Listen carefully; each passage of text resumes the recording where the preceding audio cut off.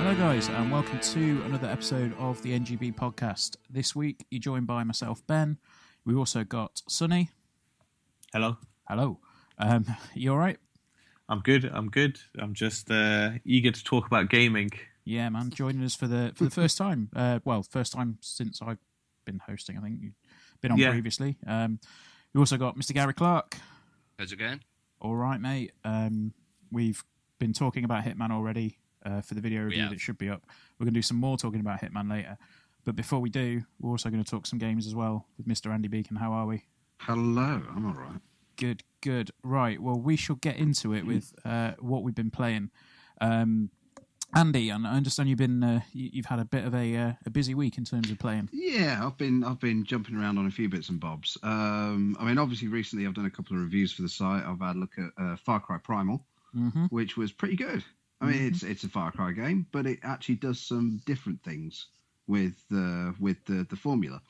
It kind of subverts a few things. It tweaks things up, obviously, around the Stone Age setting of the game. So obviously there's no guns, there's no vehicles, but it's got some really cool stuff like being able to tame creatures and kind of go on. That's kind of the thing these days, isn't it? You know, it's taking an animal out with you. Obviously we've got Diamond, is it Diamond Dog? That's D-Dog. Metal Gear, D-Dog, whatevs. And Fallout. And Far Cry kind of sort of takes this further by letting you be able to sort of tame most of the carnivorous creatures in the game and take them out as your little murder pets to go and murder pet. Now that is a phrase. Murder pet. I think we need to start using that. I mean, it's got a lot of flack in sort of the community recently for sort of having a fairly small map. And recently, actually, there was a bit of controversy that the map's basically a repaint of a corner of Far Cry 4's Kirat, which is interesting because when you're actually playing the game, it's not that apparent. They've obviously used the geography for the basis of it, but it's been tweaked in such a way that it's really, it's not obvious unless you were to literally have the maps side by side. Yeah, I think that's one of the things where I saw that news and I thought, you know what, I don't really mind because it's fucking stunning. Like that it really game is a gorgeous really looks game. really nice. The fact that they've kind of, that's possibly something that's been done. It's like, well, yeah, but it's not like they've just picked it up and plonked it down and gone, there you go, it's the same map. Like, it looks so much different. Can I just add, people need to get out more if they're fucking doing that. Yeah, that's it does take a little bit of sort of like, sort of push the glasses up the nose and go, I think you'll find, when looked at side by side, clearly this is a copy and paste job. Yeah. I mean, seriously, it's as far from being a copy and paste game as it can be. Yeah. It's got none of the sort of the lightheartedness of the numbered Far Cry games, which, as dark as they get, there's a lot of laugh out loud moments in Far Cry. But Primal's quite a serious game. It's quite dark, quite brutal in places. It's all told in a non-English language, which was I think it was designed by linguistics experts based on sort of sort of ancient dialects and stuff. So it's quite a unique experience, sort of like this game that's not. If anything, I'd compare it to probably the film Apocalypto. Yeah, that's a fair shout. It's got that sort of feel. It feels really alien and very sort of peculiar and strange, but with less Mel quite Gibson. Compelling. Yeah, with less Mel Gibson, with less anti-Semitism. Okay, well that's a positive for Far Cry Primal that we didn't see. That should be on the box with less Mel Gibson. And the other game that I reviewed for the site recently was Super Hot. Oh, what a game! It's amazing. It's brutally hard. What is Super Hot? What is this? Okay, how did I describe it? How did we kind of coin it? It's think Hotline Miami. Okay. In first person. Oh wow. With the aesthetics of, say, Mirror's Edge. Mm-hmm. And the bullet time mechanics, but permanent bullet time mechanics of say something like Max Payne 3. Max Payne, yeah. Yeah. Wow. But the concept is, while you're not moving, while you're static, the world's going on in bullet time. So everything's moving super slow. You can see bullets trailing towards you. And the idea is you've got an arena, a very small space that you've got to clear out of bad guys. So the idea is you use your bullet time to kind of aim, fire off a few shots, move, dodge out of the way of some bullets. And it's hard to explain. It's one of those games that you kind of got to experience rather than explaining, because there's no ammo pickups or anything like that. So once your gun's spent, you can throw it at the bad guys. You can pick up another gun. It's kind of the ultimate action movie shootout sequence. I mean, essentially, time only moves. The premise is time only moves when you move. Yes. Obviously, it moves incredibly slowly when you're stood still. Otherwise, it would be it'd be very easy to break the game. But what happens is there's the mission that I keep going back to describe this to people. There's a mission that starts off in a lift, and there's you. Oh God, how many times have I had? There's you and 3 guys in a lift. Okay, the enemies are all the same, so they're all like this bright red polygonal, outline. So they're all like really not crude, but they're quite obviously like computer generated characters. Yeah. So you're in this lift. There's 3 people in the lift, and as soon as you start, 2 of them have got their guns pointed at your head, and one of them is bringing their gun up. So what you have to do is immediately just go, oh shit! If I knock this guy's gun out of his hand, grab the gun before it hits the floor, shoot this guy, then turn around and shoot the other guy. Can I do it? And before you've even thought about anything, you're dead. Yeah. But the way you do it, it's almost like a puzzle game in that you've got to understand how to make the mechanics work for you in your favor. So there is no cooler feeling in the world than when you punch a guy in the face, his gun flies out of his hand, and you in slow motion look down, pick up the gun, and shoot him in the head before he's even reacted to the punch. It's so cool, and it's really hard to describe it. I know I'm probably doing a really bad job, but it is hard to describe. The coolest thing is at the end of the round, yes, you've basically gone through this whole thing, and you take your time to look at where an enemy's coming from. You think, right, if I shoot this gun here, the bullet will interject with his path. So he's running towards me. So if I shoot here, he'll run into the bullet. That'll kill him. That's fine. Turn around and you'll see another guy over there. You'll do exactly the same thing.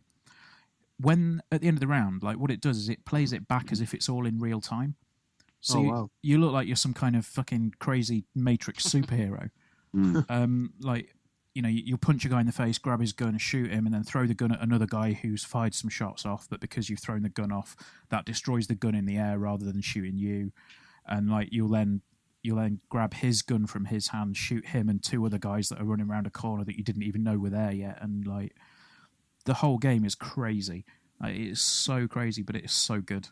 And like you say, I think the Hotline Miami comparisons are well justified, because it's very quick pick up and play, but once you start getting into it, it's really, really deep. It's only about 3 hours long, but there's an endless mode after you've completed the main story, so you can just replay that and just try your luck at how many enemies you can get coming up. That's currently on PC at the minute, and the Xbox version's coming this month. So interesting. It's well worth the play. Yeah, it's awesome. It's awesome, and it's also mental. Yes. And talking of mental, on the side of that, I've also been getting into a few games that have sort of been sat around for a while at home. I've been playing a lot of Bloodborne. I had a solid week playing Bloodborne. I'm having flashbacks. I'm pretty sure I'm not that far into the game. I've only just defeated the Cleric Beast, which is the first boss. But I've bounced off every other Dark Souls game that's come and kind of not really got the formula, not really understood sort of what the demands of you in a Dark Souls game are, because they are incredibly opaque games. You can kind of see the mechanics. You can kind of, it looks like a video game, but when you start playing it, there's things going on there that don't feel like any sort of action game that you've played before. But Bloodborne's something's clicked with Bloodborne for me. And I've kind of been just working at it, chipping away and getting used to the formula, and I've had probably about 3 sleepless nights, because when you kind of stick your head into that game, some of the imagery that's in there is just, it's shredding. It's like someone's dragged Lovecraft out and put it on the screen and thrown you in the middle of it. But it's so compelling, and it was quite hard for me to sort of say, right, enough. Yeah, I've done the Cleric Beast, back away, play a few different things. But fortunately, the day after I beat the Cleric Beast, I got Twilight Princess HD in the post. Okay. Which I've been plugging away at over the weekend, introducing the kids to, because they're getting to the age now where they're sort of getting into things like Legend of Zelda and stuff like that, and it's a really nice game. I mean, Twilight Princess was quite divisive when it came out, but this is a really nice clean-up job. They've tweaked the mechanics in a few places. The fetch quests are slightly shorter this time round, so you've not got quite as much to do. They've redressed a lot of the textures in the game. They've really done a stellar job in just making it look clear. I mean, the poly count's still, sort of to about the level of the Wii game. So there's a few harsh edges, but there's a lot of added lighting effects and better textures that just kind of really make it pop. And it's quite a vibrant looking game on the Wii U. Probably not quite as vibrant as Wind Waker HD was. But then I think Wind Waker's a game that's not really aged that badly anyway. No, I mean that art the style, quality of the graphics, yeah. That art style kind of transcends graphical quality, really. Yeah. But Twilight Princess, if you got a Wii U, and you've either not played Twilight Princess or you want to see, what a good game it is, it's well worth picking up. I mean, the collector's editions, I think around about, probably retails, you could probably find about 40 quid, and it comes with a really nifty Wolf Link amiibo figure and also a CD soundtrack, 20 track soundtrack. Cool. From the game, which it's well worth picking up. It's a lovely game. I mean, it's a Zelda game. It's got some really interesting takes on the mechanics. Not quite as adventurous as something like Skyward Sword, but it's quite a dark storyline as well.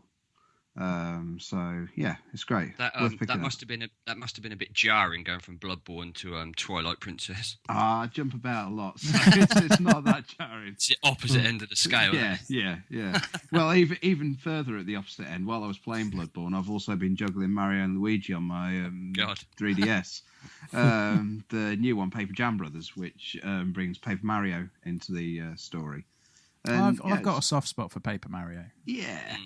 Well, it's a nifty crossover because there's some clever stuff that's done with the story, because the idea is the characters from Paper Mario come out of a book in Peach's Castle, which, of course, Luigi inadvertently opens, because, God damn it, Luigi. Fuck's sake, Luigi. Absolutely. And invade the world. So you've got Paper Goombas and regular Goombas fighting alongside each other.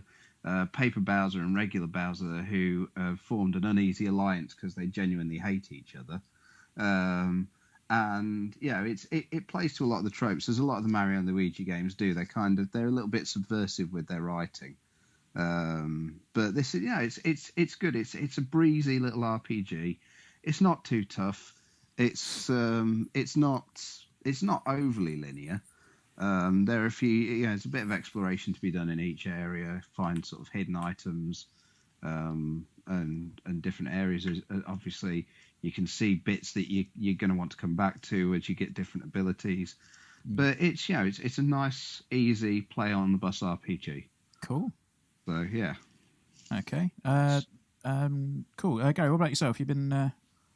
Not a lot, mate, to be honest. No?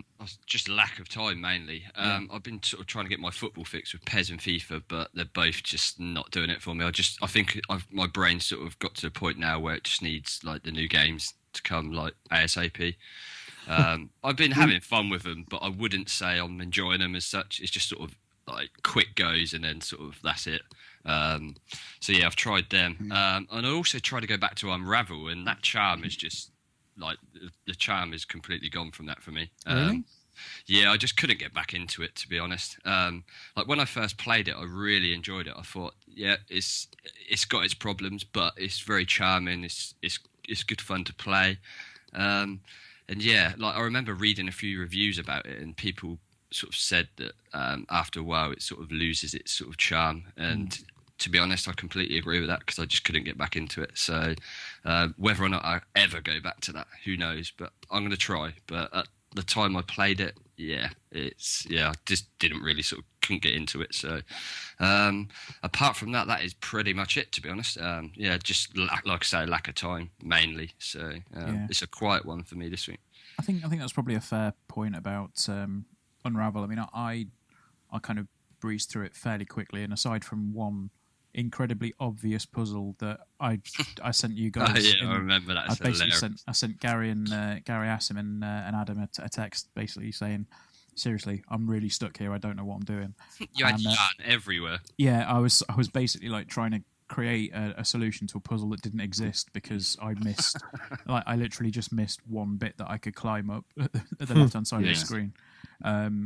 But I mean, I can see how you could burn out quite quickly on it. I think I managed to get the game completed before I hit that point. So it's there are definitely flaws in that game, but I was a little bit disappointed coming away from it. Like going into it, and about halfway through it, I was like, this is really nice. It's a really lovely little game. But then, coming off the back of it, I'm just like, there's probably a bit more it could have done, but yeah. And Sonny, about yourself, you've been playing much? Just a few mixes. I've been playing PES Master League. I didn't play it when it first came out. I was too busy playing Metal Gear. So I always challenge myself. Like Gary says, you get bored after a while. It's the moment you win the Champions League and Master League, that's it. You're finished. So I just switched it. I just sold all my players, used my youth team. I don't have any player in my team above the rating of 75, and I whack it on Superstar, and I just see how I do. And it's really, really challenging as someone who's played PES to be as long as I have, and to be dissected by the computer is really annoying. But when you score, or you just pull off a win, it's an unbelievable feeling. So it's added a bit of longevity to it for me. So I'm doing a bit of PES. Downloaded Hitman Go the other day, just picked that up here and there when I keep meaning to pick that up on the PS4 actually, because I loved it on mobile.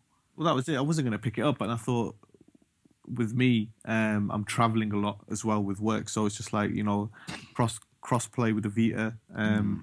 But it's a really, really fun game, really hard and really flipping annoying, but highly recommended for people. Just started Life is Strange.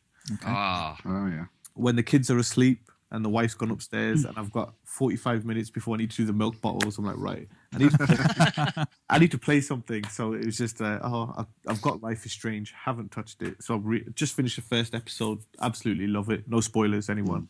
Mate, wait till you get further in. My God. Yeah, I've Touchwood been lucky enough to play. I got access to the American beta of UFC 2. Oh, so, nice. I've been blasting that for the past week. There's only 2 fighters on there.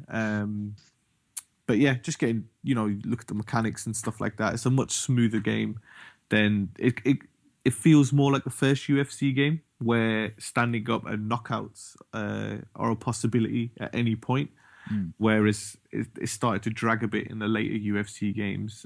This one feels a lot more complete, a lot smoother, and it's definitely a lot more fun to play when you're playing against somebody. So I think it's out next week in the UK, so it should be a good purchase for everyone. But that's what I've been playing. Cool. I think we're hoping to have a review of UFC 2 relatively close to launch. Not sure. I think Nico's doing it. One of us for us on that one. I've not really got into the UFC games, to be honest, but I might pick it up on a whim if it drops down a little bit, because I've got too much other stuff to play, to be honest.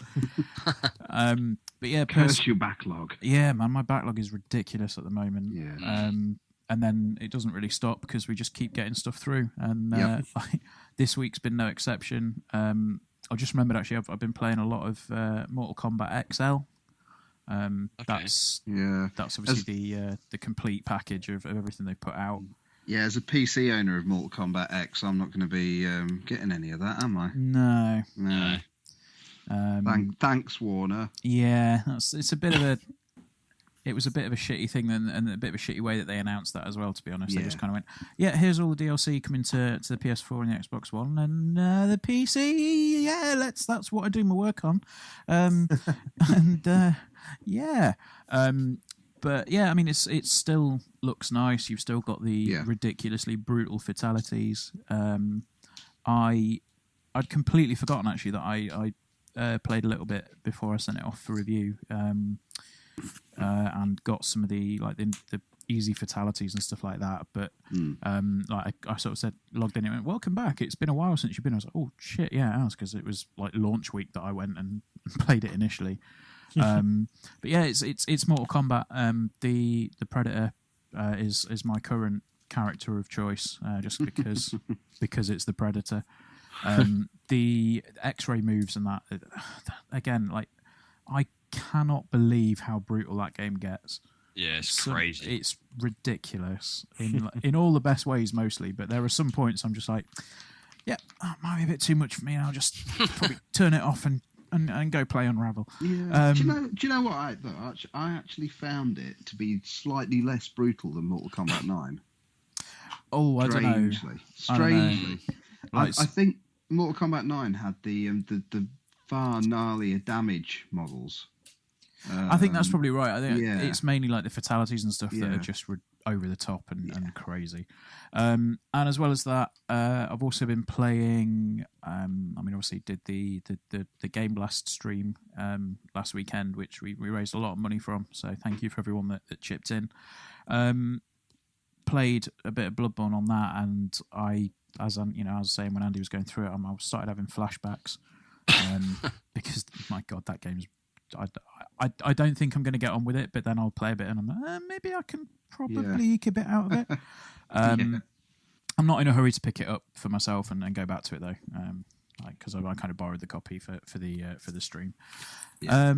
Other than that, mainly been playing Rainbow Six Siege because that game is consuming my life one rank at a time, and I can't seem to get like any further than where I am doing. I'm sure anyone listening to this will probably take the piss because I'm still in a bronze rank. Gold? No, I'm still bronze.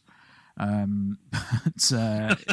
yeah, it's tricky. I mean, it's a difficult game to rank up in, especially like at some points where you're just in the same group as everybody else that's gold, and then you win the same games and you're still stuck in bronze, and they're all like shooting upwards in gold. It's a bit frustrating, but I'll get there eventually. And finally, the other game that we've been talking that I've been playing that I kind of we're going to get to in a bit anyway is Hitman, the new Hitman, which is the first part of the episodic release, and I've got to say it's pretty special.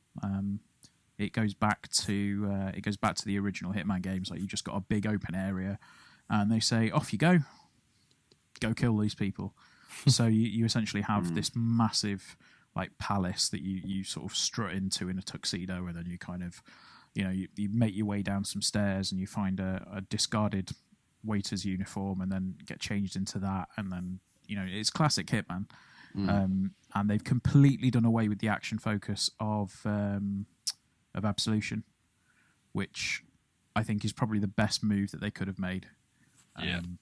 The only thing that I would say, I think we've got a video review up that should be up now as well. The only thing I will say is that the messaging and the marketing strategy has been somewhat disappointing.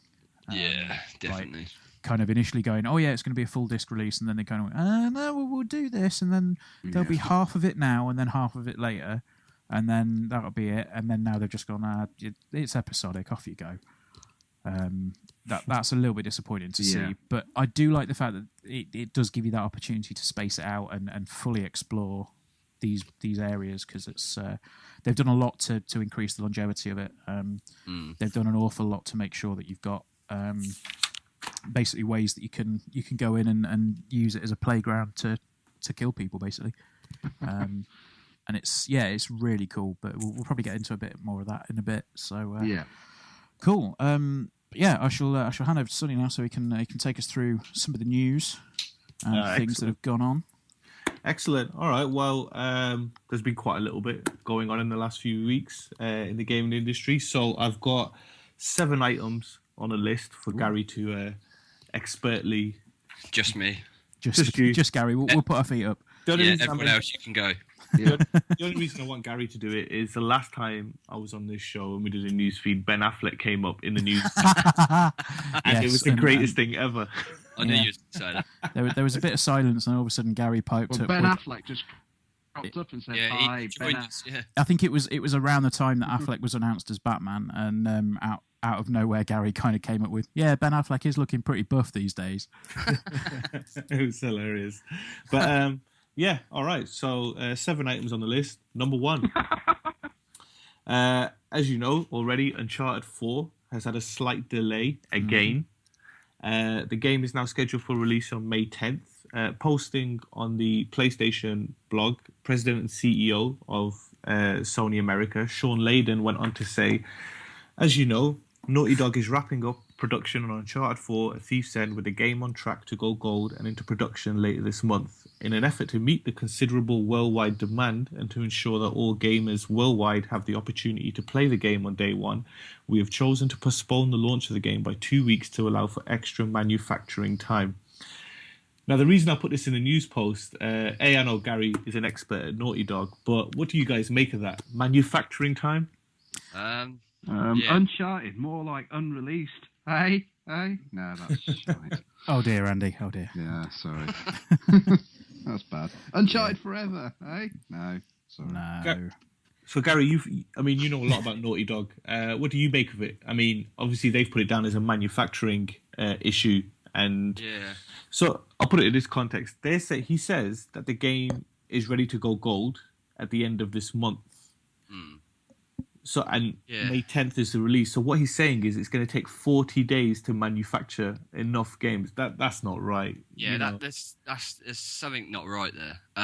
The only thing I can think of regarding manufacturing is because obviously they've got special editions and stuff like that. Maybe it's something to do with, because you remember with Rocksteady they had a Batman Arkham Knight one, which essentially was so bad that they just said, right, just scrap it. Maybe there's something to do with like the special editions, or because I can't imagine, like, they obviously press the discs at the same time, and they just do however many millions they need. That just seems a bit odd, that a pushback of 2 weeks just because they haven't printed enough discs. Something's not adding up there. So my sort of take on it, like, I've not got an issue with it being pushed back 2 weeks. 2 weeks is, well, it's nothing really, is it? Let's be honest. More Hitman time. The only thing I can sort of think of is it's to do with the special editions. Maybe the quality control isn't as good on the figures, or something's not right within the special editions. Do you think that, I mean, obviously the delay that came earlier, Naughty Dog, Neil Druckmann came out and he goes, we have a vision, we're almost there, we just need a little bit more time. Obviously, they had to, as you know, last year they completely started the game from scratch. Amy Hemming left. So do you think, obviously, they're almost there, they just needed a bit more time, but obviously this being Naughty Dog, Sony were like, well, we've kind of used that reason already. Maybe. Yeah, we can't do it again. Yeah, that's not a bad shout, to be fair. And being Naughty Dog, they could probably turn around to Sony and say, we need another 2 months, and Sony would just be like, okay.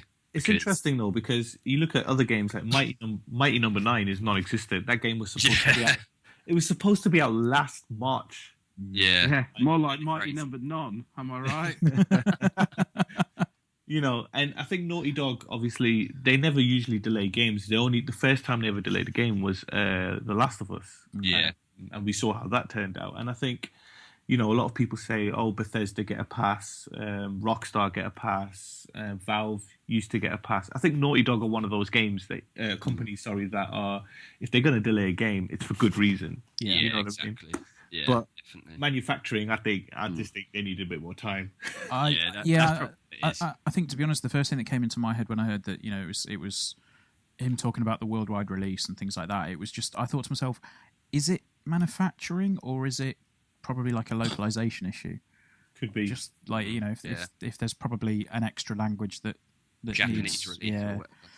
Or maybe it's just to make sure that they get rid of all of the traces of any art that could be linked back to Assassin's Creed 4. Yeah. Amazing. Could be. You had one job, art director guy. One job.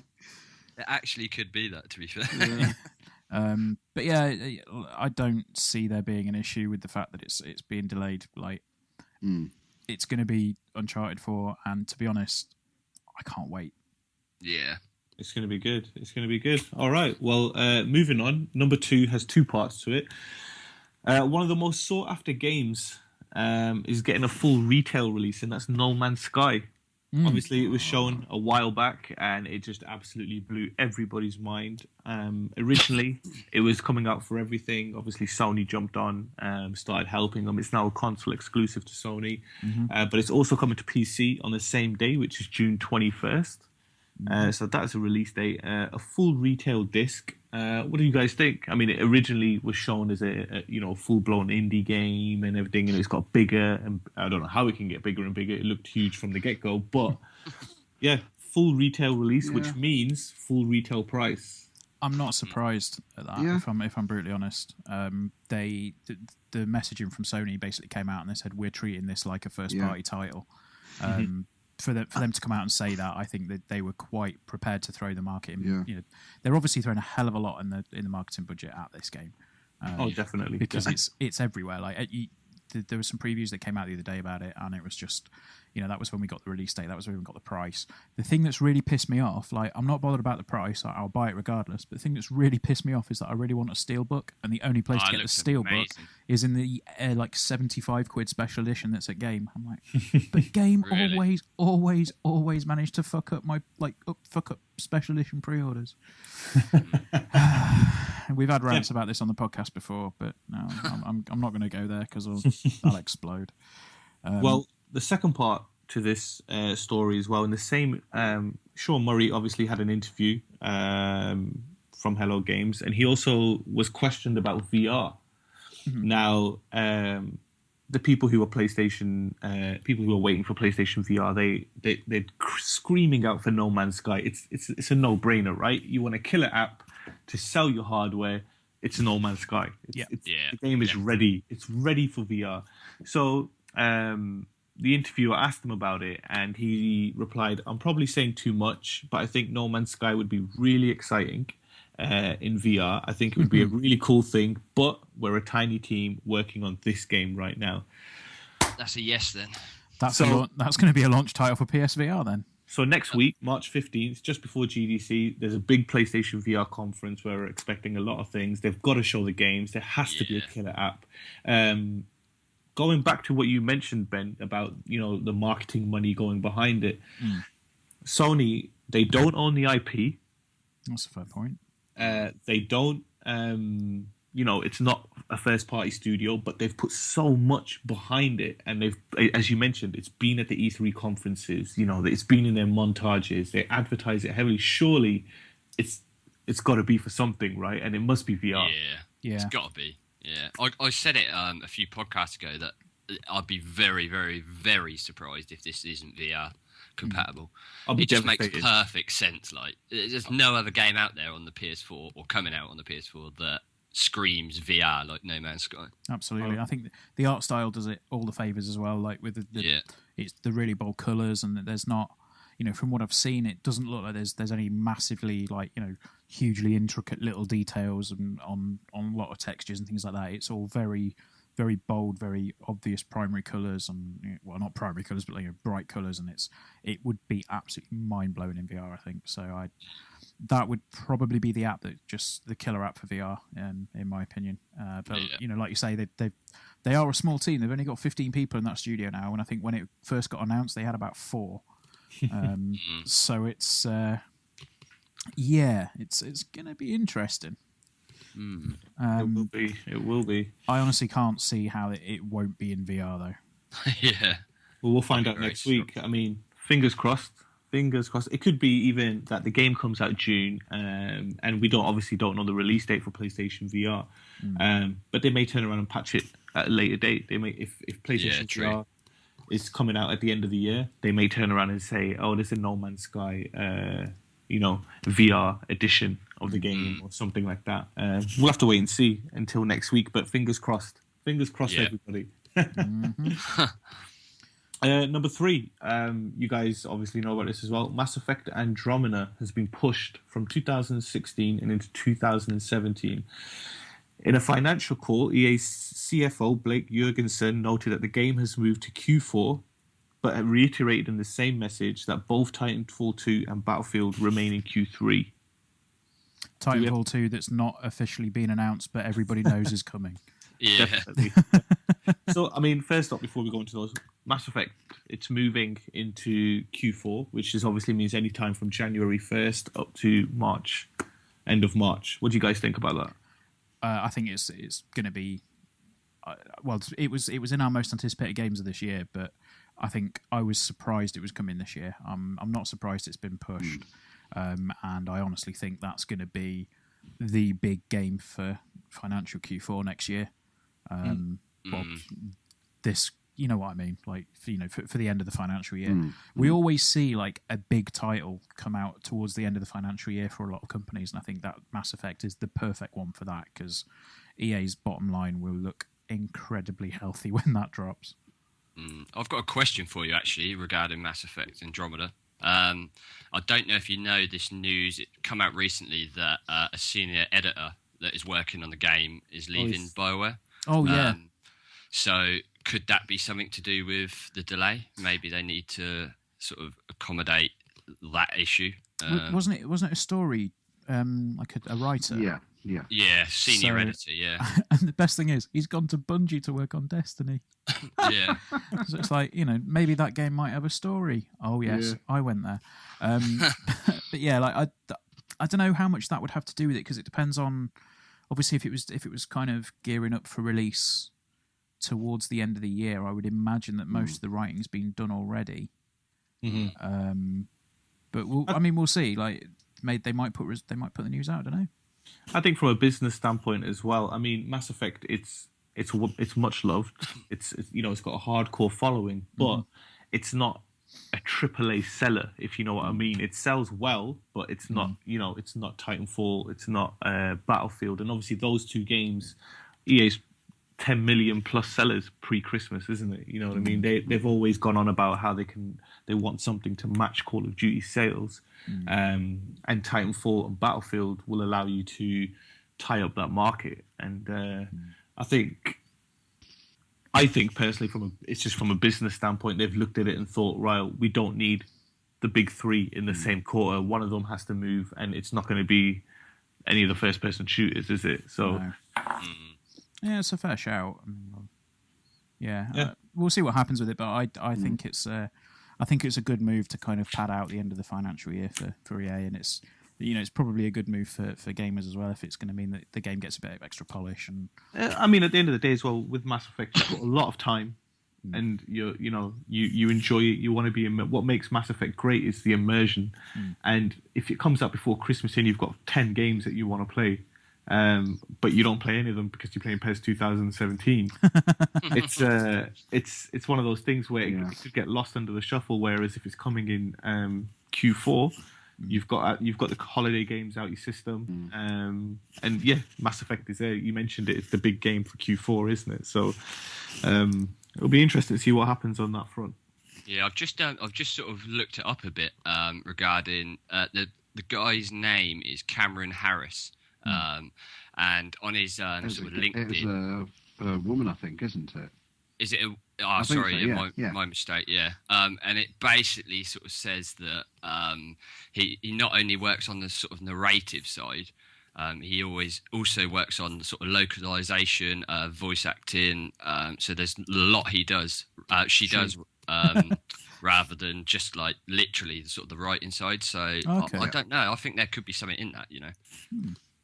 Interesting. Well, we'll know if the first part of the first line of the Destiny, the major Destiny expansion this year, just starts with "Tell me a story about the shepherd." And also, she is the third BioWare staff member to leave in 2 months. Ooh. Interesting. Interesting. We'll just keep an eye on that one then. Take that as you will, yeah.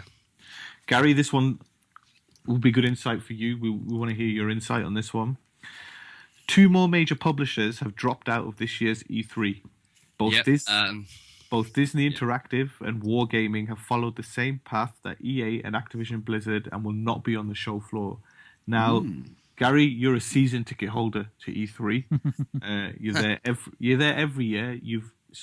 You walk into E3, EA dominate the show floor in the hall that they're in, as do Activision. They're not going to be there. And now, okay, Disney Interactive is more the Toys to Life range and stuff. But again, it's another 2 big companies that are not going to be there. What's E3 going to be like? Well, I've said this sort of off the record to like a few people. I can like E3 is starting to, like, the longer it goes on, it's starting to become less relevant. I feel like EA, they're doing their own thing, they're having their own event, and EA's presence at E3 is, like you say, is huge. And there's others that have followed suit, like Activision and now Disney, obviously, you're saying. So I actually personally believe, this is my personal sort of opinion, obviously, but I think a lot of sort of publishers feel that Gamescom is becoming the sort of number one sort of exhibition as such for, like, showing off their sort of their latest creations. I think it's just because E3 hasn't moved really with the times, and it's like, it must be ridiculously expensive to have, like, EA's like booth on the show floor is ridiculous. It's like half or quarter of the like one hall. That must cost an absolute fortune, and companies now are probably just looking at it and going, do you know what, it's just not worth it. And because of the sort of YouTube generation we're in, like, if they have their own sort of I can't even say it, specific events, they can dedicate that time to people that actually want to cover their games, rather than, like, a lot of E3 sort of coverage is from, like, random magazines, like tech magazines, who just don't have the sort of space to cover, like, gaming. They're just there to sort of have an opinion on it, but they never get the full coverage of their games in, like, a tech magazine or whatever. So I feel that a lot of it is to do with that, and mainly finances, I personally think. I mean, if E3 doesn't change, it's gradually just going to peter out, I feel. It's interesting because EA are active, aren't they, in LA that week? Well, I think that's the thing. Like, they've obviously they've taken the money that they would spend on that booth and spent it on their own show, and I would probably guess that it's cost them less to do that. A lot less than it has done for their booth at E3. So, I mean, they've sort of got best of the both worlds, really. They've got their own event, they've probably spent a bit less money, and they've also got everybody that is going to be covering games. Like, they've kind of got them in the place that they need, and the people they need in to cover games as well. Yeah, so they've got basically everybody that would normally be going to E3. They've now just got and gone, hey guys, do you want to come over here? We've got some games here. It's open to the public as well, isn't it? The EA one is, Exactly. So it's going to be interesting. Yeah. I mean, Activision have said they're not going to be on the show floor, but there's a huge Call of Duty section on the PlayStation stand, isn't there? So and it does cost something like, I mean, I think, where did I read it? Last year, EA spent something like $10 million. Crazy. On their stand. And it's just like, it's crazy. But the good thing, the benefit for us is what they're doing in LA, they're also doing in London. So for anyone listening who can't go to E3, but want to see these EA games like Mass Effect and whatever they announce, Titanfall 2, and but you can in London. So yeah. Makes sense. It's quite interesting, but I mean, Gary, it's just a lot less for you to walk around, isn't it? On the it's going to feel empty, mate. To be honest, you'll have to go and check out the new Nintendo console, won't you? If they're there. like I don't think you can get across how much of an impact the EA booth has when you walk into the South ridiculous. Hall. Like, you walk through the like, doors of the South Hall, and there are, like, 6 sets of double glass doors, if not more. And, like, you walk through one of those 6 sets, and regardless of which one you walk through, you've just got the EA booth in front of you. You can't see anything else. It's fucking enormous. Well, the times we've been to Eurogamer, it's the EA stuff that always sticks out in my mind as sort of things that you remember. Like, last year they had the full-scale TIE Fighter. Yeah. for Battlefront and the giant amp for Guitar Hero. For Guitar Hero, yeah. Yeah. They do that at Gamescom as well. At Gamescom, they have one of the halls. It's literally like the back half of the hall. They own that. Yeah. It's that they're that big. Like the Activision booth was always. I think I was listening to somewhere else, and basically they said that what happened with the Activision booth was that they let it slip 1 year, so they didn't have a booth 1 year, and then the next year that they went to get a booth, because their space had gone, they had to get a booth at the back of the hall, which is essentially why that Activision booth is there. It's just like this massive blacked off area of the map, and it's like, yep, this bit here is Activision, and that's essentially a quarter of the hall. So if you guys can not come in here, that'd be great, because getting into the Activision booth is like getting out of Alcatraz. But enough of that. Anyway, so moving on. Moving on to number 5. This is the big news of the week. So Microsoft have made a decision to not only cancel Fable Legends, which I said was going to happen when they first showed it because it looked rubbish, but they've also decided to shut down the long-term developer Lionhead Studios. Microsoft have also shut down Press Play, which is actually more of a surprise, seeing as they only acquired them a few years ago, and they were behind Max Brotherhood, which was an Xbox One launch game. But guys, what is happening at Microsoft? I don't know. Yeah. It's. I mean, I'm not sure if we've got it coming up as well about the stuff that Phil Spencer said recently, and the supposed upgradable Xboxes. Yeah. Which I think he's slightly walked back on some of his comments. Like they said, we're not going to do like an upgradable Xbox. But yeah, I think what happened there was somebody asked him about the original question was, where do you see like the future of gaming going and stuff like that, and he brought up multiple examples, but I think everybody attached to it because it sounds cool what he was saying. But at the same time, you can spin it, and which he said, he seems like it was taken out of context and stuff. I was just using it as examples and things like that. I think Microsoft, they either leave it completely or they turn Xbox into a service. You know what I mean? I mean, from what Phil Spencer was talking, I mean, obviously we're going away from the Lionhead story here, but we're talking about sort of an upgradable console. The concept of sort of console gaming over PC gaming, as someone who does both, the console gaming is often seen as the kind of the cheaper alternative to PC gaming. You know, it's a machine that you buy, you stick under your telly. It does what it does. You don't have to worry about upgrading it when a new game comes along, just so you can get it running at a decent clip. And you know, if you start introducing those kind of elements, perhaps you're going to start creating a more confusing market, and people are literally just going to go, I'm just going to buy a Nintendo or a Sony and because I know I'm going to buy those. The games are going to run on them as long as they're labelled for that console, and I don't have to worry about have I got the right GPU or the right amount of RAM in it to run these games.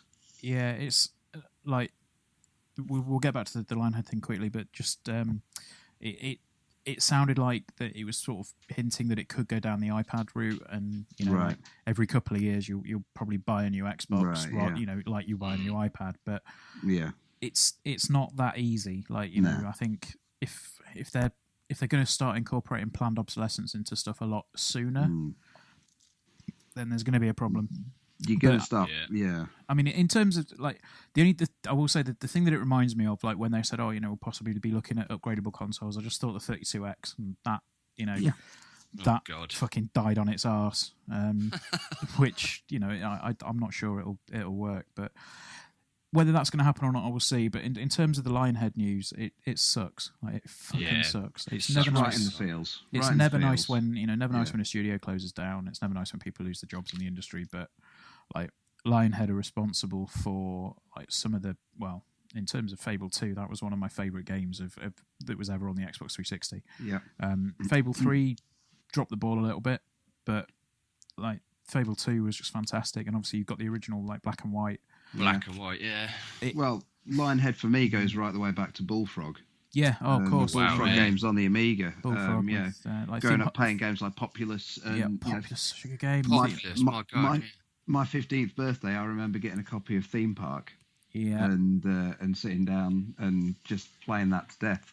Yeah. So it's a sad thing. Like, you know, obviously people say what they want about Peter Molyneux, and I personally think he's a bit of a dick. But like the fact is, he had visions for things, and whilst he's not there anymore, like his name was synonymous with that studio for so long. It's a shame. It really is, and I hope that, you know, the guys from the studio land on their feet and they find something new, and they can pull together and you know, maybe form a new studio themselves with blackjack and hookers, and, you know, do their own thing. Yeah, I will add as well, like, I've got to say, sort of the Danish studio Press Play, like, I'm not sort of familiar with their work as much as I am Lionhead, but that sucks as well, because apparently they are a good studio and they've done some good stuff. So yeah, it's like, regardless of if it's Lionhead, who are a big studio, or Press Play, who are essentially not as big, but it sucks either way you look at it. So both studios, definitely. Our thoughts go out to everyone who lost their job, and obviously we know they'll land on their feet comfortably. But I mean, it's a sign. I mean, Microsoft, a lot of people are saying that there's not new first-party games coming from the studios and stuff, with the exception of Quantum Break, and obviously Phantom Dust was cancelled a few months ago as well. And it's just they acquired Minecraft, and it's just like, look, we're going to stick to what we know, what makes money. We're not going to look at the innovation or stuff like that. Whereas Sony are going down the other route, and anything fans of gaming want, they're getting. You know what I mean? I'm glad that Sony are going back to that, obviously, sort of as we were talking about earlier with No Man's Sky, and sort of picking up sort of the outliers, because that's the one thing that sort of drew me to Sony during the PS2 era, was the fact that there seemed to be a lot of sort of slightly outlier sort of games crop up on their consoles. Things like sort of Ico and sort of slightly more experimental titles that you probably wouldn't find elsewhere. And I think there's that, who's developing the Stone Age game? Wild. PlayStation 4. Wild, that's a Michel Ancel game, isn't it? It is, it is. It's stuff like that. To me, that's sort of that says a Sony game. That's a Sony game for me. Yet when I think Microsoft game, I think things like Gears of War, Halo. You just look at the last E3 conference. Do you know what I mean, Gary? What was it? It's like, I don't know what it's like live, but when you're watching it, it's like the Microsoft crowd is quite mundane, and they just wait for the Halo announcement. But then when the Sony one comes, it's like you're at a sports event. It's like, it's crazy, mate. Ridge Racer. You've got some kind of nut job sat next to you screaming when Grim Fandango gets announced, Gary. Yeah, that was you. You jumped out of my seat. But it's interesting. They just laughing.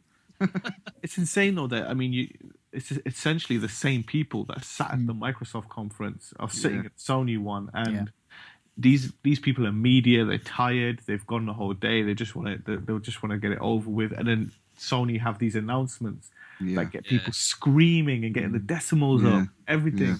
You know, they're bringing the gamer out of people.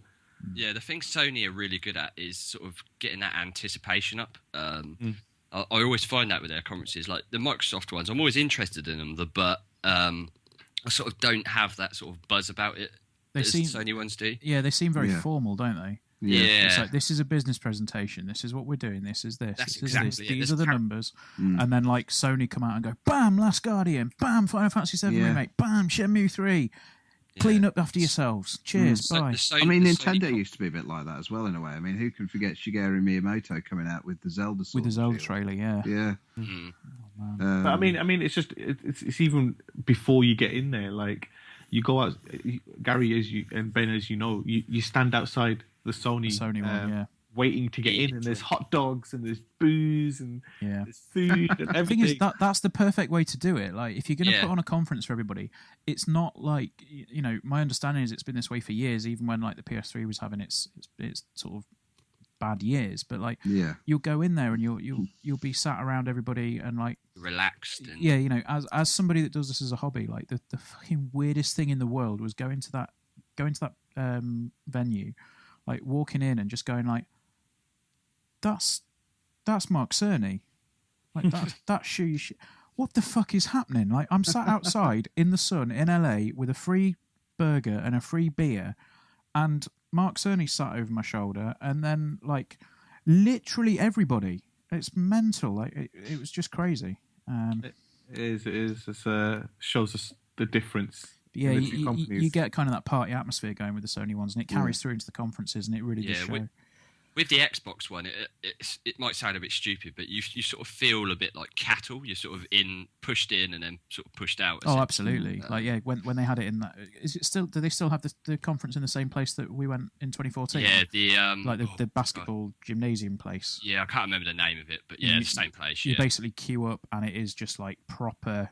In you go, out you come, sort of thing. Yeah, it's crazy. I mean, I know we were talking about Lionhead, but it just shows that what we've just spoke about there, Sony, it feels like the whole brand, everything to do with PlayStation's family orientated. You know, first from the higher ups like Shuhei and Sean Layden to the first party studios, everybody's involved. Whereas with Microsoft, it's just like the decisions made. The Xbox department needs to cut back. And Phil Spencer has to make the tough decision because it's not Phil Spencer. We love Phil Spencer, but he's a great dude. I've said it before, and I'll say it again. Phil Spencer is the best thing that's happened to the Xbox division.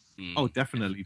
And this generation could have been completely different if he was in this position from the start of Xbox One. But you know, Matt-Rick. He's obviously been told by higher ups you need to make cuts in your division, and he's had to look at the development costs and time and think, right, Lionhead is the head on the block. So unfortunately, he came out and he said, like, you know, I'm not feeling the love at the minute. I'm not looking for sympathy. Like, it was just a very difficult decision, and like he's sort of publicly apologised for it in a way.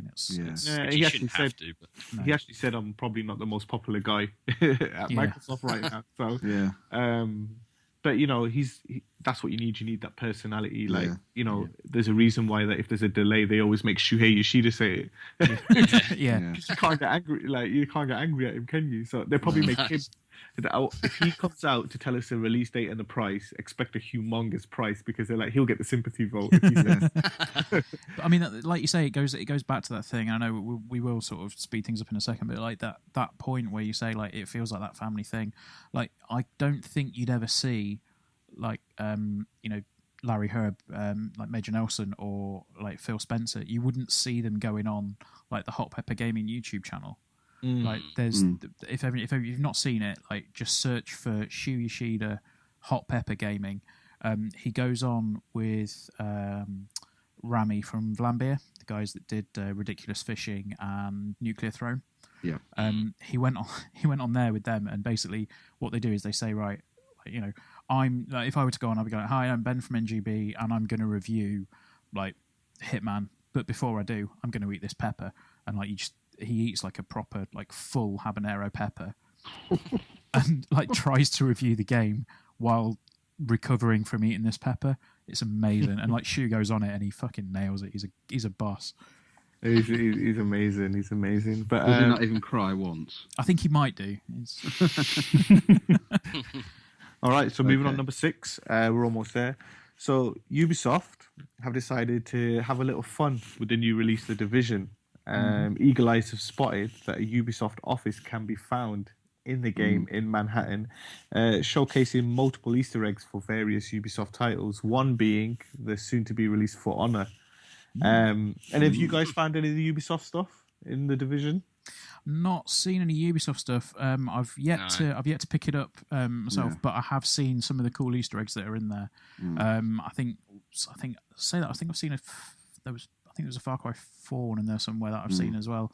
But like two of the cooler ones that I've seen for general stuff have been a guy called Sean falling through a fence after saying to his girlfriend, "What's the matter? Have you never taken a shortcut before?" And the other one was a chemistry teacher by the name of William White, who had lost his job. And, Can the single laptop also be considered an Easter egg? It probably is. Have you seen the latest thing that just hit today? I think with the Division, the people queuing up for it. one laptop to register near the beginning of the game, and because it's a player hub, and it doesn't allow people to clip through each other, everyone's having to form an orderly line behind the laptop to go and register in the Division HQ. I love it. You gotta love it. Yeah. And finally, number 7, we'll go down the Nintendo route. Two of Nintendo's biggest Wii U games are getting shiny new updates today. First up, Mario Maker. Gains half a dozen new items, including things such as doors, keys, difficulty levels as well. Adds skewers to the screens, but effectively it allows you to make harder levels for people to play. It's more advanced settings and things like that. If the game wasn't hard enough already, they're adding stuff to make it even harder. Meanwhile, Splatoon, the runaway success for Nintendo, there's a few tweaks to some of the maps and improved matchmaking. Now, if any of you guys or anyone listening plays Splatoon, they know that sometimes when you go into ranked battles, you get put against somebody who's so far ahead of you. Yeah. It's just like, is there any point of doing the match? They've obviously looked Sounds at like that. Rainbow Six. Not that you're bitter or anything. No. They've looked at that, and they're obviously looking at matchmaking, balancing, as well as just a few other improvements in rank matches and stuff as well. But that's it for the news, really. That was just a little wrap up there. Just some of the key things going on there. Have you guys got anything to add? I wanted to briefly talk about the Coleco Chameleon, but I mean, I'll briefly run through it because this thing is a clusterfuck. There was a guy that had a Kickstarter or an Indiegogo campaign like towards the back end of last year, and he said, right, I'm going to go back to how they used to make consoles. Games won't get patches. Games will be developed properly, and they'll be delivered, and they'll be finished, and you'll be able to play them. They'll be on cartridges. So then the Indiegogo failed because that's a stupid idea. But what he'd done is he'd found like a load of I think he found the mold, or he'd found a load of old shells from an Atari Jaguar. Yeah. So like he had all these shells available. He's like, right, that's going to be the shell of the console. So skip forward a few months. He had somehow forged a deal with Coleco, the guys behind the really old ColecoVision consoles from way back when in the day, and they were looking to possibly bring it back as some kind of almost like a new retro console. So basically the same shell, the same idea with the Coleco branding. So far, so mental. Like he then said, right, we're going to launch Kickstarter with Coleco's backing. We need to have a playable prototype. So they showed off a video on YouTube of him playing a game on like a SNES game on this thing. Turns out what he'd done was essentially taken the innards from a SNES and put it in that shell, which isn't really that ethical. And then he goes, oh, no, I've not done that. Look, this is a picture of the innards. So he put a picture on the Facebook page of this see-through Jaguar shell with what was very obviously the innards of a small, like the SNES Junior, I think it was, that was released in the States. No, I think the mock-up was actually... No, there was two. There was it had the SNES Junior chip in it, and it also had this this extra circuit board. Within like half an hour, I think it was, somebody on the internet had gone, that's not new. That's a really weird video capture card. Yeah. Turns out it was like some ridiculous like PCI video capture card from about like 5 or 6 years ago, and he just basically shoved it in there to go like, look, there's a circuit board. And basically, like it kind of spiraled from there and went a bit wrong. And Coleco today announced that they were pulling the branding because they weren't satisfied that they were going to be able to create this prototype for the Kickstarter. And as of recording, it seems like the guy's website and Facebook page have disappeared for the project. And it's like, how do you think you're going to get away with something like that on Kickstarter? Yeah, hilarious. It's just ridiculous. I mean, another thing as well, Atari have also said, like, they've come out and said we never had an agreement like for them to release Atari 2600 games on it. So awesome. Like, what the hell are they doing? Like, that is a clusterfuck and a half. That's, I mean, the guy, like, whether he's misguided or he's malicious, I think either way, it's a prime example of how not to do business in general. But that was that. I just wanted to put that out there because I've been reading about this for the past week, and oh my god, just brilliant. Yeah. Interestingly enough, going on from the Atari Jaguar case, I knew I'd read something about this, and I've just done a quick research. But obviously, after Atari hit some problems several years back, and we're sort of getting rid of old stock. A guy actually bought up the mold for the Jaguar case, Yeah. and it's currently being used to hold high-end dental gear. So it's actually been repurposed. What the hell? And it hangs on dentist walls. Oh, And that's amazing. it's like it hold, the guts of it hold like sort of the electronics of the stuff that sort of helps suck like water out your mouth and stuff when you're having treatments and stuff. So That's incredible. Yeah, there you go. Imagine coming There you round go. from like. I wonder if it'll play Alien versus Predator as well. I was say, imagine coming around from like general anaesthetic and seeing that on the wall, just going, "Where the fuck am I?" Oh my god! I'm in a comet in the 1990s. But yeah, I mean, Okay. I think that's probably good for the news. Just want to move into a couple of things that we've been that we've been testing and playing a bit more in depth. Obviously, the Division's come out this week. It's a pretty massive game, and I think slightly embarrassingly, I don't think anyone on the podcast actually picked it up. No. That's bad. But we have got people playing it for the site, and by all accounts, it's pretty good. I mean, I checked out the beta. To be honest, I'm still not sold on it, and I've typed those words on my phone so many times, like it actually appears in my autocorrect. I don't know. It seems like it's going to be Destiny, but set in New York, and I can't figure out whether that's a good thing or a bad thing, or whether indeed that's what it is going to be. Obviously, it's got the RPG elements to it, and it's got the Tom Clancy name behind it, so that in itself carries some degree of some pedigree behind it. But yeah, what do you guys reckon? Are we all on board with the Division, or? It's not something that's been on my radar, mainly because of the fact that I tend to steer clear of massively multiplayer type of games purely because I just don't have the time to play them and give them the time that they're worth. It certainly interests me, and certainly Destiny, when I was playing the beta for that when it was around, certainly interested me, the idea of it.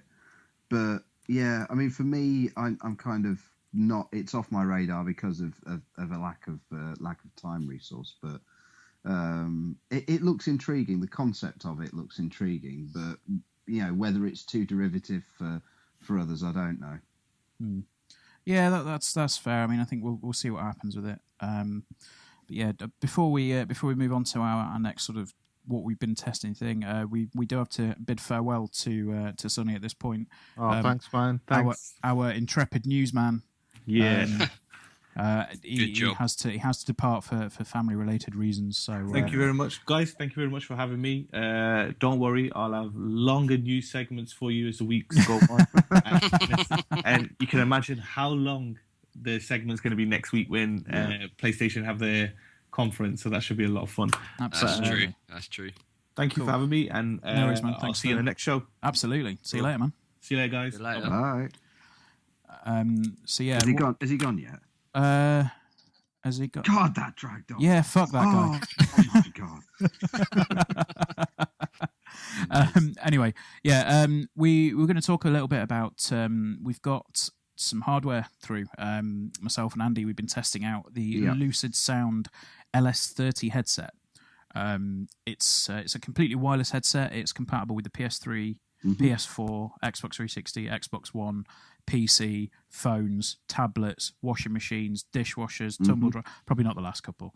Anything then, pretty much. Essentially, anything with a headphone jack and anything that's got an optical connection on it. Yeah.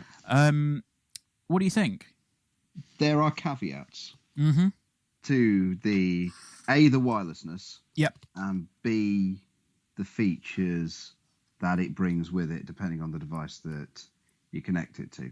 I was initially a little bit when I got it out of the box. I mean, as a design, it looks great. It looks really nice. They're quite nice, chunky clamshells. I mean, I prefer clamshell headphones over inner ear headphones any day.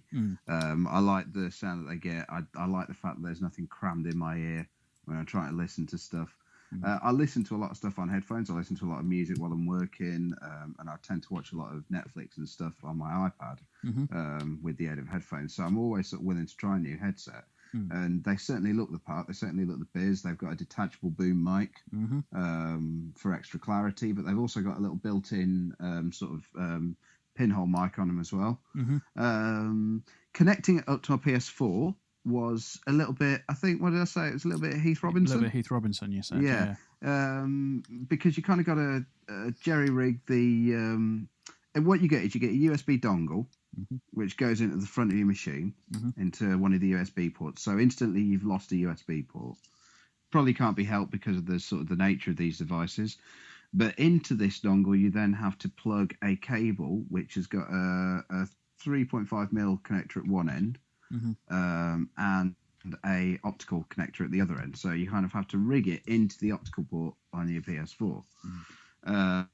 Anyone who's got their PS4 plugged directly into their TV and is using the TV sound will then have to isolate the audio to come out of only the optical port, or turn the telly down, because that's what I do. Or turn your telly down. Yeah, is another one. I kind of bypass that because I have a soundbar plugged into my optical port on my TV, so I just turned the soundbar off so there was no sound coming out of the TV.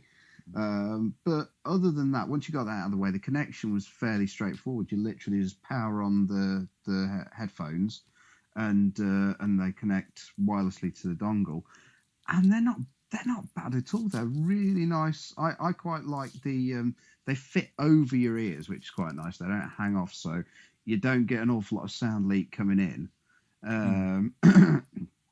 I know, Ben, you had a few issues with the kind of the pressure on your ears. I kind of suck to your head a little bit. Yeah, I've sort of, not that people will agree with this readily, but I've got a little bit of a big head.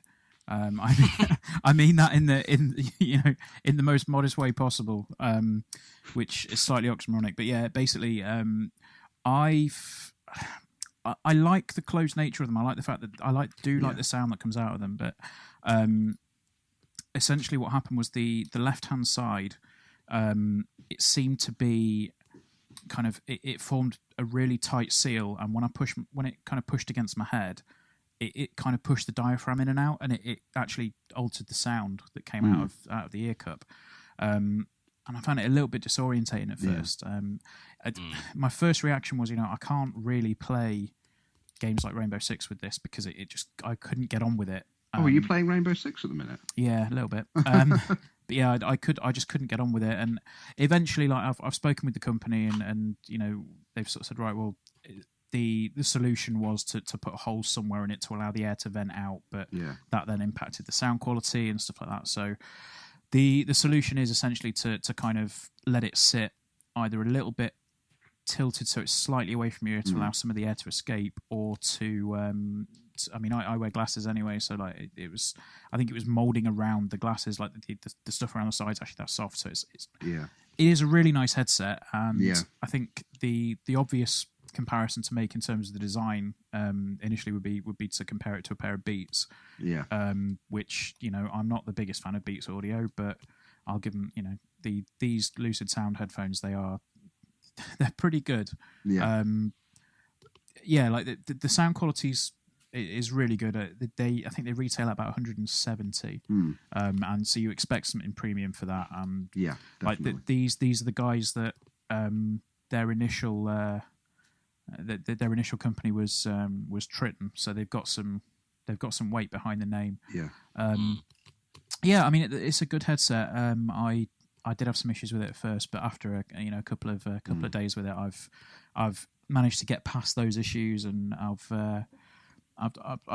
grown to like them quite a lot. What I quite liked was the way that you could control the volume of both. The game audio and the chat audio are two separate channels, which is handy in its own right. Because I think a lot of headsets, like the one that I use a lot of the time, the one that I reviewed a while ago, the Audio Technica ones, they have a single volume output. So if you turn one thing down, like it turns the game and the chat down. The Lucid Sound ones have got a separate chat audio level for that, which is it's on the actual ear cups themselves. Like, because they're quite large, they've got a dial around the outside that you turn the dial around the outside of the ear cup. So there's no like little dangling remote. There's no little dongle that you've got to struggle to find. Like literally, if you want to turn anything up, you just rotate the ear cup. You rotate the rim of the ear cup forward. If you want to turn it down, you rotate it back. And if you want to mute them, you just press on the actual ear cup itself, and it pushes a button which mutes either the chat or the game audio. So it's impressive. Like it's a really it's a nice idea, and the putting everything essentially on the headset itself. I know the Sony headset does that, but it's all with buttons. But this is like a physical dial that's really good. It's quite intuitive. The problem that I had with it is, unfortunately, around those controls as well, because they only work when you're in wireless mode.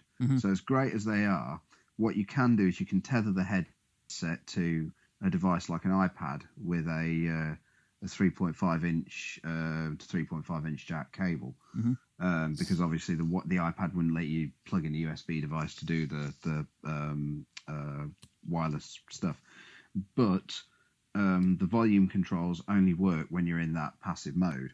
So there's no alternative, sort of like the headset that I normally use on my iPad has a volume control on the wire. So I crank the volume right up to full on my iPad and then just tweak it with the headset, the headphone volume.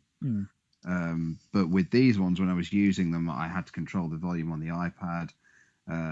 It wasn't to my liking. It wasn't how I prefer to do it. And obviously, if you're using them, say, with an iPod or something like that, which might be in your pocket, you'd be constantly having to get your device out to tweak the volume on it, or to mute or pause it, or what have you. So I think, while it was nice to have the option to use them tethered, they're clearly designed to be used wirelessly with a device like the PS4 or the Xbox or what have you. Yeah, and I think it's a good headset, like you say. It's just that control aspect of it is it's a bit of a shame that it's exclusively for use in the wireless one. But I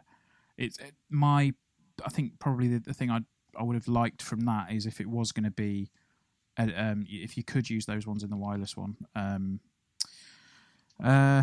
It'd probably be good if it was Bluetooth, but again, that probably would have added more into the cost of it and all the rest. But yeah, it's a decent headset. As I say, it comes at a bit of a premium price, but everything that everything about it seems to justify that price. So once I got over my issues with it, it's a decent set. So. I can't disagree with that. Yeah, I mean, very quickly, just to wrap up, the final thing that we wanted to talk about was Hitman. We've got a video review up on the on YouTube now, and also there's a written review up on the site. The main thing that I wanted to say was that it goes back to old school Hitman. Ignore all of the shit about the messaging and everything else that we've said earlier. Like, this is going to be one of the most pure Hitman games that I think you can probably expect to see. It's just, you walk in, you find the person, you go, that's the guy, how do I kill him? And you have to figure it out. Like, there are things which they brought in this time around called opportunities. So you're walking along and you overhear somebody talking and you say like, oh man, where's I need my camera lens. I've forgotten my camera lens. Where's my camera lens? And like, she gets really arsey and she's ringing somebody over the phone. If you've got to a certain point in terms of a level, like, you can start the mission with some hidden remote explosives. So what you can do is you can, like, while her back's turned, you can put some remote explosives on a camera, and then sort of go out, find a lens from somewhere, bring it back to her. They go, there you go. And she goes, oh, awesome, I'll go interview Mr. Novikov now. And Victor Novikov is the guy that you've got to kill in this instance. So basically, she goes off, puts the camera on the floor, does an audio interview, and you can trigger the explosives and kill him that way. That's one way of many, many ways to kill the guy in Hitman. It's fantastic. Like, I can't stop playing it. Like, it's a really, really good game. It's a really good start to a game. And if you want to test it out, it's £12 for the starter pack, which is the prologue mission, which was in the beta, and the Paris Palace, if you like. I mean, are you guys interested? Or I think I'm interested. I mean, I got the first Hitman when it came out all those many moons ago, and it was one of the big releases while I was at university.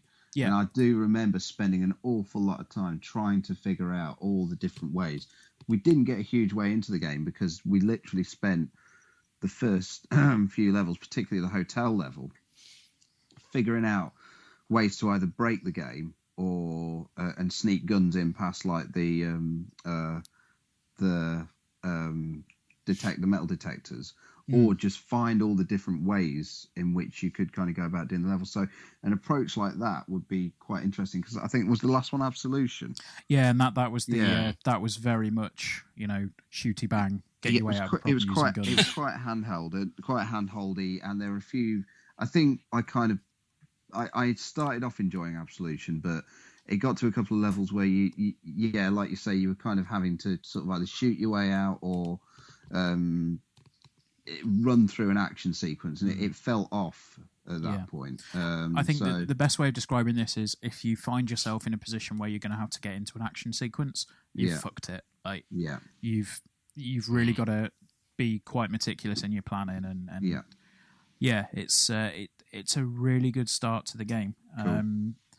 I just hope that they can keep this quality up, and I think the sounds of it, they're going to be releasing one a month. So there's 7 missions overall. So we've obviously got this one, and then there's a further 6 to come over the next 6 months or so, and we'll see what happens with it.